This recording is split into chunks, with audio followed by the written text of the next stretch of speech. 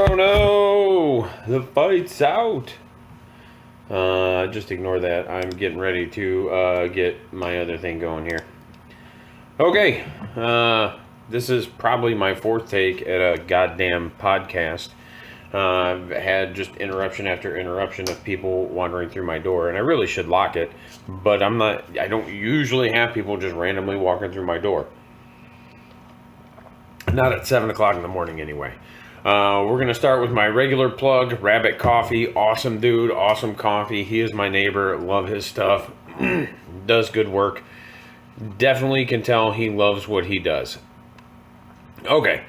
You can find me on Castbox, Spotify, and a bunch of other platforms. I really couldn't tell you off the top of my head. I need to make a script so that I don't keep sounding like a dumbass. Also, I got my Teespring store. It is for those of you who are watching on YouTube in the, down there, in the description. Sorry, my head's cut off. I got to get a camera stand. I'm not normally my cameraman. So this is kind of like, I'm going to get this done. I'm going to be my own cameraman type of thing. So cool. Teespring, for those that are listening and not viewing, is Vorpal-Gaming. I've got the Balls of Steel Blood Angel shirt put up. I've got the Training Wheels Dark Angel shirt put up. I've got a couple more going up in the next week or two. And then I'll also have some dice. Yeah, some custom dice. Working with Chessex to get some custom stuff put up. So we're just expanding a little bit what we do here and how we do it. This is my first cup of coffee, so bear with me. Like I said, I've been just interruption after interruption. I've gotten like 5 minutes in each time. So we'll see how this goes. Today we're going to talk about terrain. And we're going to talk about it a little bit more in depth than we did last time. We're going to explore it. And the first thing we're going to talk about is the GW Open terrain. Now, and I know that there's a lot of like, oh, I love it, I love it, I love it, I hate it, I hate it, I hate it. And there's a lot of extreme reactions on it. I've looked at it and I'm like, it's okay. Like, I get it.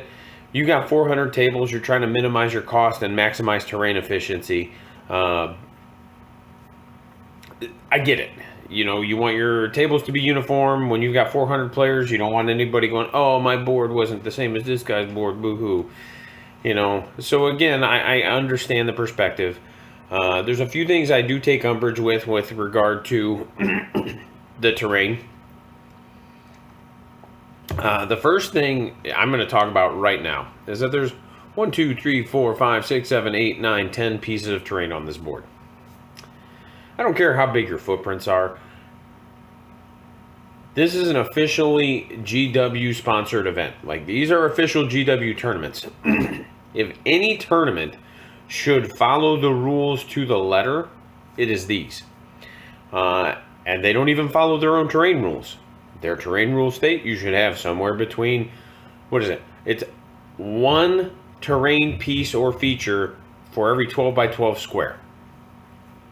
Which basically means, not that you should divide up the board into squares and put them in one square. But like if your board is, these boards are almost 4 by 5, right? They're 44 inches by 60 inches. You should have around 16 to 18 pieces of terrain on that table using their guidelines and recommendations. That doesn't mean they all have to be these massive ruins and stuff like that. It just means like your boards should be dense. These are not dense. Now, they do try to band-aid that by making large footprints. I don't have the exact dimensions right in front of me. I was pretty retarded when looking this up. And I'm just looking at the Warhammer Community MetaWatch article on it. But so for Terrain Piece 1, and I don't know what the deployment zones are for these. I can look and guess. Like the Terrain Setup one, if you go to the Warhammer Community 2021 0629 MetaWatch, or if you just Google like GW Open Terrain, you can find it. I'm not going to edit pictures into this. Again, I'm not normally my own editor or camera guy. I have a guy that comes in and helps me with this stuff, not because I don't know how, but because like I have other things that I need to do with my time. So I don't mind paying somebody to free up some of my time. So this is going to probably go up completely unedited, and that's okay. I'm okay with that. But the terrain setup number 1 looks like it's probably for a short board. We're looking at 4 large footprints. There's a little outline of where the actual ruin or feature should be on the footprint.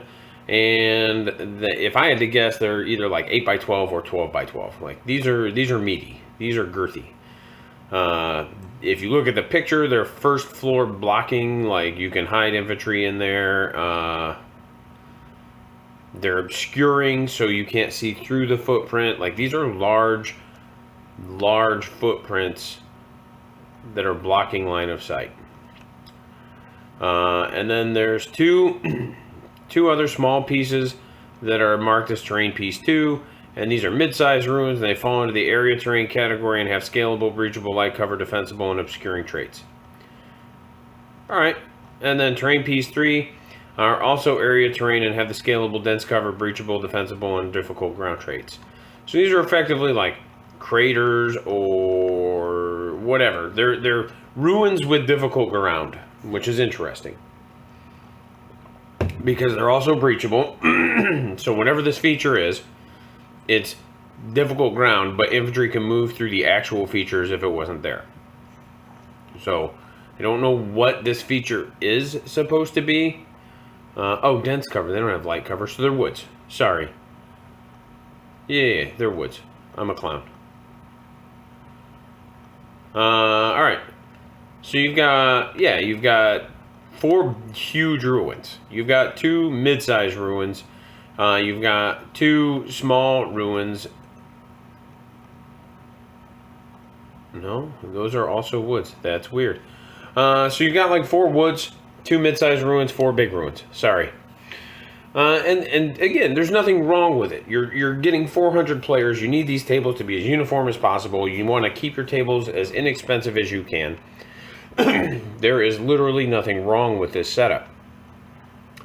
The problem I have with it as a TO, like I would play on it. I have no problems playing on it. Here's the problem I have with it as a TO, as a person who organizes events. I don't organize 400 table events. I've got 30 table events. So they are 10 times bigger than me. And I still struggle to get terrain on tables. So again, I understand it. It's kind of lazy setup. And again, I'm excusing GW or anybody who's got hundreds of tables. If you've got hundreds of tables and you want to adopt this format, fucking do it. Knock yourself out. If you're running GTs that are 30 to 100 people and you're running them like this, nah, there's no excuse for that. Like, you should be able to scrape or scrounge up enough terrain to get your tables to look good. They should have adequate terrain. They should have adequate terrain that's placed well. And it should be a good, fun experience in which the board is its own neutral player that impacts the game. I can look at this table right now and I can tell you many issues that I see with it. If you play a shooting army that doesn't have indirect line of sight, you're getting fucking wrecked. Like, you just are. With 2, 4, 6 pieces of obscuring terrain, all of them block line of sight. And when I say all of them block line of sight, when I look at these pictures, I don't see a single window in any of these ruins. Like, does not look like there's a window in any of them. Let me see if I can find a better picture. Because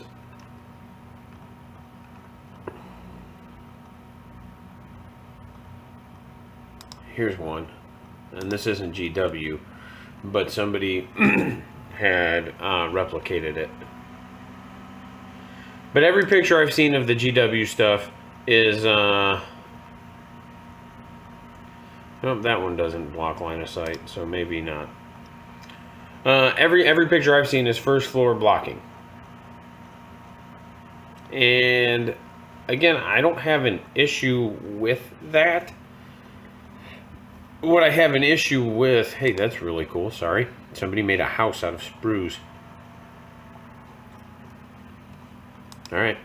What I have an issue with isn't that it's first floor blocking, it's that it's all first floor blocking.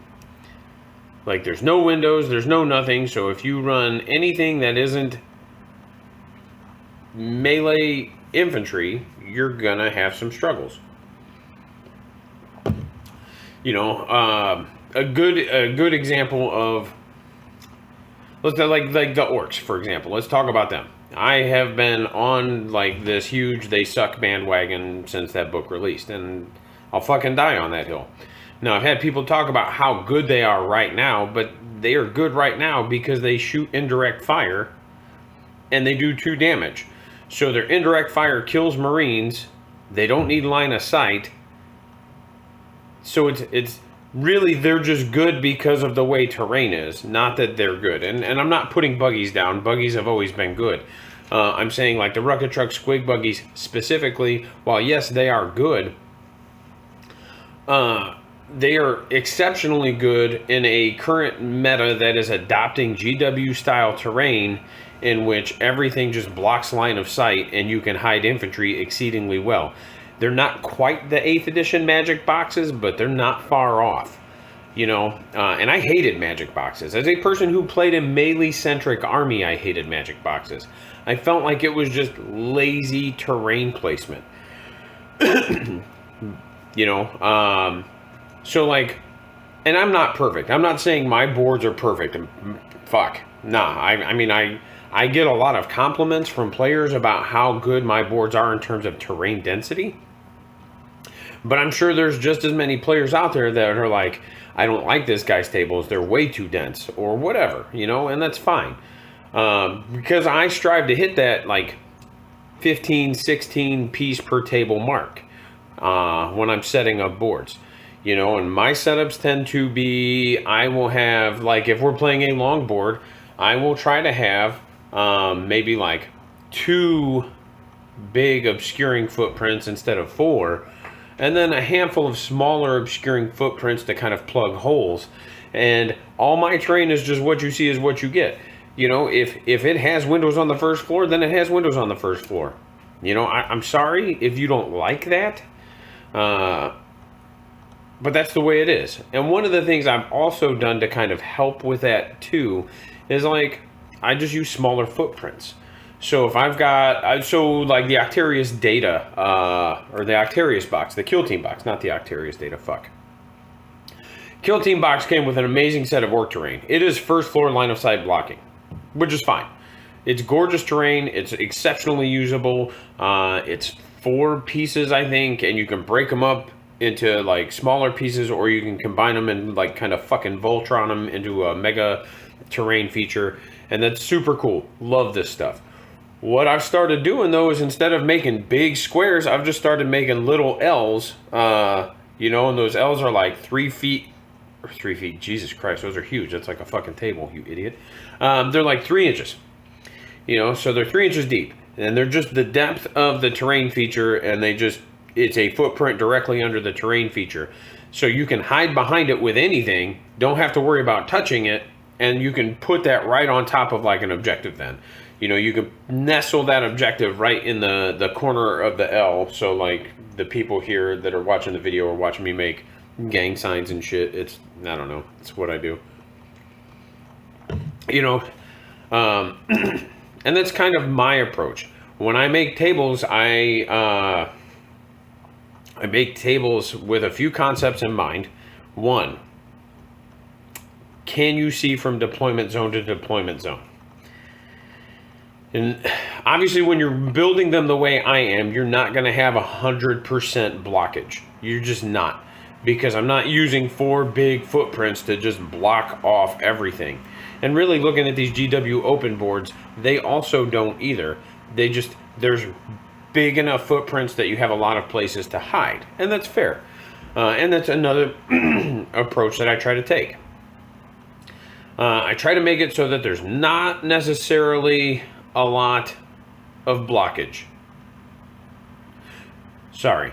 I try to make it so that there's a lot of blockage. And if there are any narrow lanes that go from deployment zone to deployment zone, they at least pass through like an industrial or a woods, so that you're at least -1. So if you're shooting from your deployment zone, if for some reason you have that ability, you're at least taking a -1 penalty. Now, once you move out of your deployment zone, that's a different story. Like, you might not have that -1 penalty, but you need to at least move. A good example of that is I tested a board Tuesday with my employee, Tyler. He and I tested a board. Now, part of this is not because there was a lane. Part of this is because he just fucking put it out in the open. He was playing with Black Templars. I'm playing Tau now, and we'll kind of talk on that too, because I do want to do a video and podcast about Tau. I'm not going to get into it too much because I get into segues a lot, as everybody has seen. Like, I'll just get off on tangents. Anyway, he deployed. Before the game, he pointed out, hey, there's a lane right here. Kind of, not like a huge one, but considering the way I build boards, it was kind of a big one. And I was like, oh, cool. Let's just shift these industrial and shift these ruins a hair, so we tighten up the lane, and then the small lane is just -1 anyway. And he was like, oh, all right, cool, yeah, I'm about that. So we did that, and then he immediately deployed. We were playing Priority Target, which is the corners deployment. Not quarters, but corners. Immediately put his Predator into that lane during deployment. And I didn't even notice it. Like, we just deployed, and then I got my turn 1, because, like, this isn't a game that I'm like, oh, I'm going to win. This is more just, I need to be mindful of how the terrain is. Like, this is an analytical game for me. But then as I'm moving, I see, and I'm like, Tyler, why would you put your Predator there after pointing out that this lane is here? Like, yeah, I'm hitting on 5s, but check this out. Here's 6 railgun shots. If I get 2 through, I'm probably killing it. If I get 3 through, definitely killing it. And I think I ended up getting 3 through because I had managed to, I think I gave it a marker light with a command point and just shot it with 6 railgun shots from the broadsides. Got like 2 hits or 1 hit with a reroll of 1 for another hit, and then with the faction that I play, get a free reroll. So I ended up with 3 hits and 3 wounds. So that at Neg 4, they're all just going through. So like, and he knew it. Like, he looked at it and was like, oh, yeah, you're right. Like, I just deployed poorly. So it wasn't necessarily that the table was bad. He just threw it right out in the middle for me to shoot, and that happens. But so that's the first approach I take. Can we, are we blocking deployment zone to deployment zone shooting? If we aren't, is it at least -1? And that's my goal. And then from there, I'm okay. Now that we have that established, is it symmetrical? If I place a piece on one side of the board, I also place it on another side of the board. And again, this is more just to make sure everything's fair. And then from there, it's what do we have? Is it all ruins? Is it all industrial? What is it? Like, I try to get a little bit of everything on the boards.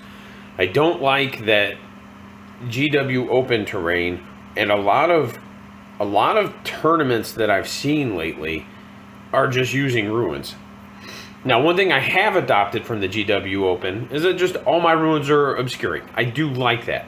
I don't run enough ruins for it to be like game breaking. And I do like that all ruins are obscuring. And most of my ruins are tall enough to just have the obscuring keyword anyway, because I use a lot of 3D printed stuff. And I just make sure it's big enough for it. But I don't mind that. Like, we've adopted that.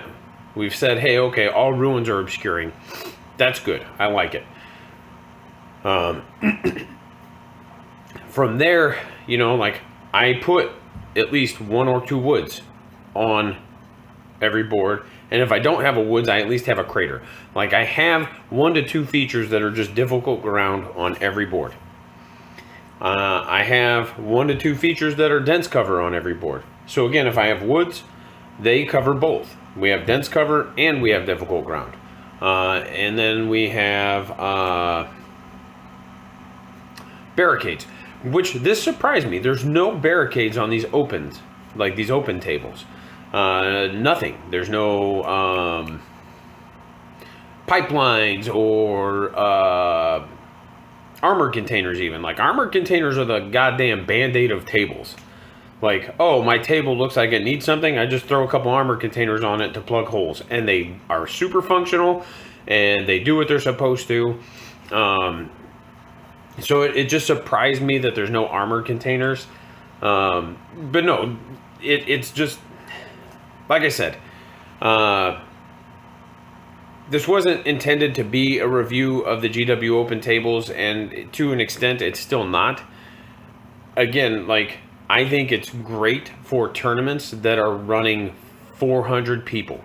I understand why you're doing it for huge events. But if you're running GT level events for 30 to 100 people, like, there's no excuse for it. You should be, as a TO, setting your tables in between each round, and you should have the terrain to do it. You know, if you don't have the staff to be able to do that, ask for help. Ask for help. I have not once had a shortage of people willing to go, hey, you know what?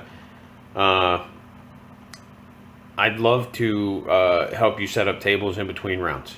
You know, I've got an employee that I pay. One of my buddies, Bailey, who helps me. He's the one that really got me into being a TO.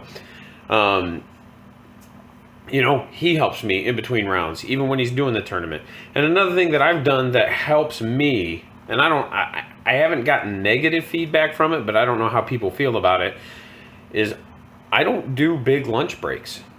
You know, so like my tournaments just have a half-hour break in between rounds. Every single one. Doesn't matter. Round 1 to 2, 30 minutes. 2 to 3, 30 minutes. There's a lot of reason for that. Reason number 1, I gotta set fucking tables. Reason number 2, I am sandwiched in between 2 restaurants and across the street from a Dollar General. Like, most of, especially the first couple rounds, most of those rounds do not take the full 3 hours. They just don't. You know, there's a lot of mismatches there because you're just getting random luck of the draw. So it's one of those where at that point, like, cool, man. Like, you can order your food, you can go pick it up, you can eat it, you can do whatever. There's a lot of flexibility there. There's also, you know, I live in a small town. There's Burger Kings, there's McDonald's. There's all kinds of shit you can get quickly. So it's like, all right, I'm just going to do 30-minute breaks. Get your fucking food and get back. Like, this is what we're doing. If you're coming as a group, send one guy as a runner. Get your food and get back. Like, is it inconvenient for people? A little bit. But there's a few reasons. Like I said, like, it helps me get tables set. It helps me get objectives set because I am refreshing every table after every round. Even in the tournaments that I play in, I'm still refreshing tables after every round. I've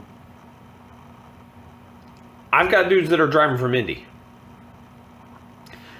Turns out, if I do 3 rounds and there are 30-minute breaks in between each round, that's only an hour time. Whereas, like, if we do a lunch break, that's an hour, plus 15-minute breaks, that's an hour and a half. That's a half an hour that I'm keeping people here when they could be on the road driving back to Indy or Michigan or wherever else they're coming from. You know, so part of it is just being mindful of where my players are coming from. They're coming from all over the place. You know, so again, like, I realize this all feels like an explosion of topics, and that's kind of how I am. Like, I start talking about a thing and then my brain just starts flowing. But what the core of this is the terrain. You know, like, if you are a TO and you can't get that help or that support to refresh your tables in between rounds, don't run that big of an event. Like, I don't know, like, I take being a TO very seriously. Not like, ooh, I'm a TO, look at my fucking badge, dude. But, like, I'm running this event. People are coming to my store to pay to play. So I will never, I shouldn't say never, I will most likely never run player placed terrain because you're paying to play. So I should be providing you with your play space and your experience. I should be putting forth the effort to make my tables better, to populate my tables with more and more terrain. So like that's why my 3D printer just goes nonstop. Like I'm always making more terrain. I'm buying more terrain. I get a budget from Games Workshop and I just blow it on terrain. Like this is what I do. You know, so it's a thing that I take very seriously in that like I respect that I'm getting players who are traveling to come pay to play at my store. I respect that a lot. I'm super thankful for it. There's a group of guys from Indy that come and they pay to play at my store. So I feel like I am letting them down if I'm making them set up their own tables and if I'm just doing GW terrain. As a TO who's got 30 people, I'm running GT-sized events, I am doing you a disservice if I'm just doing what everybody else is doing. You could go anywhere and get that experience. So as a person who runs a business and as a venue, why would I want to do what everybody else is doing? You could go anywhere to do that. That's not what you're coming to me for. You're coming to me at my store because you know I'm going to have very dense boards. You know that I am going to shift terrain to help accommodate people who are running larger vehicles and stuff. I've done it in the past. Hey, I've got this Land Raider. I can't leave my deployment zone. Cool. I'll work with both players at the table to shift a little bit of terrain and make sure they're both okay. We're all good with this. Yes. You know, so they know that they're getting dense boards. They know they're getting a TO who is going to work with them on making the table work with and for them. And they generally know that they're getting somebody who is very knowledgeable in the rules and is able to help determine like whatever rules questions they need to get determined. You know, so again, like if you already have these expectations coming into the tournament, why would I change what I'm doing? Not that I'm not receptive, but you know what I mean. You know, like this is what I want. So again, I did not mean for this to be a review of the open terrain. It kind of turned into that as we got going, and again, that's just kind of my brain. Like I've got some notes. This is what I want to talk about today, and by and large, like we talked about it, just not in the fashion that I had wanted to. You know, so if you're a TO and you think, oh, GW open terrain is what I'm going to do, ask yourself two questions. Are you doing it because you want your venue to be like a practice ground for people going to open site events? If yes, then awesome, do it. I have no issues with that. Like I have run events as practice events before. Hey, we're doing this huge ATC. Can you run an ATC? Yeah, I'll run an ATC. Turns out that's like one of my favorite formats to play in. Didn't even know it. And then, hey, also, you know, the second question would be, am I doing it just because it's easy? If you're only doing it because it's easy and it requires minimal effort, like, come on, dude.